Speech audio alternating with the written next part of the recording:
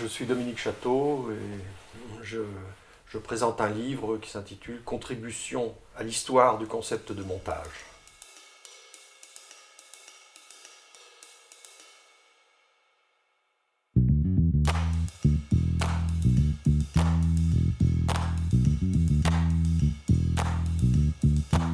Contribution à l'histoire du concept de montage, donc c'est l'histoire d'un concept,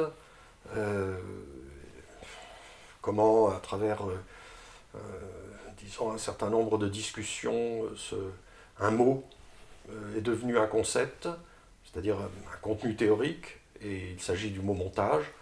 C'est simplement une contribution, c'est-à-dire que ce n'est pas toute l'histoire du concept de montage, mais simplement une période, en réalité la période soviétique, qui est une période particulièrement riche, avec notamment quatre grands noms, des noms de cinéastes et théoriciens, Lev Kuleshov, Dziga Vertov, Vsevolod Pudovkin et Sergei Eisenstein. Alors, d'abord Kuleshov, c'est un peu le premier, il est tout jeune, il a 19 ans, et il attrape le mot montage que disent des opérateurs français venus en Russie. On est à l'orée de l'Union soviétique, parce que ça se passe vers 1917. Et puis il est le premier, tout jeune, fan d'ailleurs de cinéma américain plutôt que de cinéma russe. Il est le premier tout jeune à former une théorie du montage. Pudovkin l'amplifie. Pudovkin produit des textes qui malheureusement pour la plupart n'ont pas été traduits en français et qui sont importants. Ce sont des textes sur le montage, surtout par rapport au scénario, dans son contexte narratif.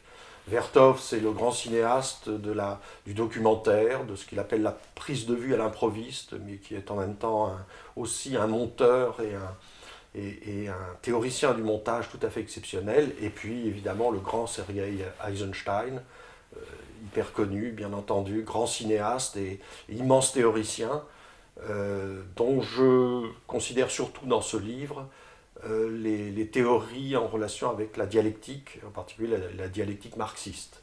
Et je signalerai juste une chose, c'est qu'en prolongement de ce livre, en dehors de ce livre, je viens de publier tout récemment un article dans la revue d'histoire du cinéma 1895 sur Eisenstein et le kabuki, dans la mesure où Eisenstein a rencontré une troupe de kabuki en 1928 et en a tiré au fond